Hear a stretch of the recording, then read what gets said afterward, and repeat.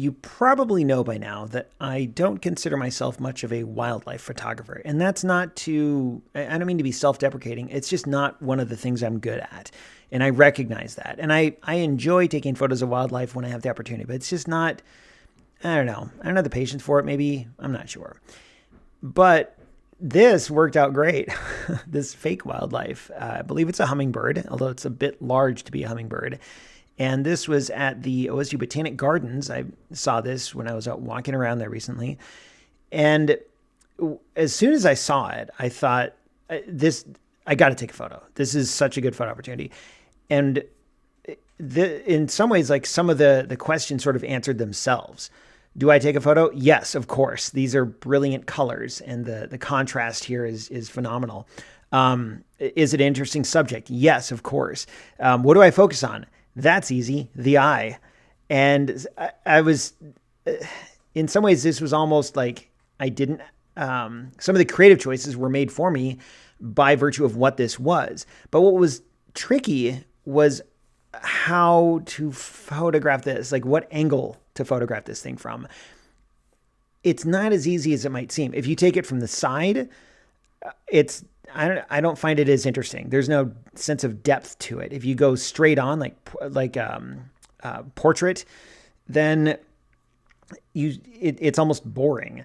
And so I like to shoot things like this at a bit of an angle, and this worked out just about perfectly. You've got the eye in focus, the beak a little blurry near the tip, and then the back blurry. So it looks like there's some sort of depth here, which there was. I'm glad it looked like that.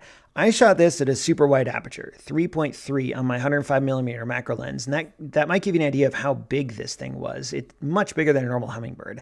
Normally I would not shoot such a wide aperture for a close-up shot, but here I wasn't actually that close.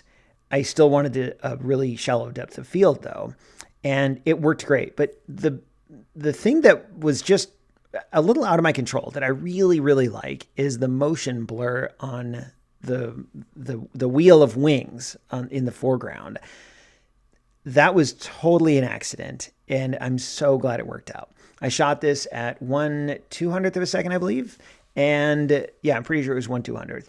And there was almost no wind. And so I took like a couple dozen shots of this as it very slowly rotated around. And they were all like fairly static. But then this little gust of wind, just this little puff came up. And as I was taking photos, so I was pressing the shutter down, the front wheel started spinning just a little bit. And I thought, man, if that worked, that would be awesome. And it did. It totally worked. There's just enough blur to give it a sense of motion. Before, on the shots without that little gust of wind, it was fine. The wings were blurry, but they didn't have this sense of kinetic energy that I really liked. In this one, they do. It was awesome. I wouldn't have thought to do that. And it was certainly something that I didn't control. It just sort of happened. And I'm super, super happy with how it turned out. I also thought I could have just taken a lot of these imperfections in Lightroom. Like if you look close, if you go to Flickr and zoom in on the full size, you'll see the hummingbird is full of these little imperfections, like dents and dings and whatnot. And I thought maybe I should remove those, but no, I left them. It gives it a little bit of character, a little bit of charm. It makes you think like this hummingbird it's gone through some stuff. It's had a good life, and it's still hanging in there just fine and doing its thing. And hopefully will continue to hang in there for years to come.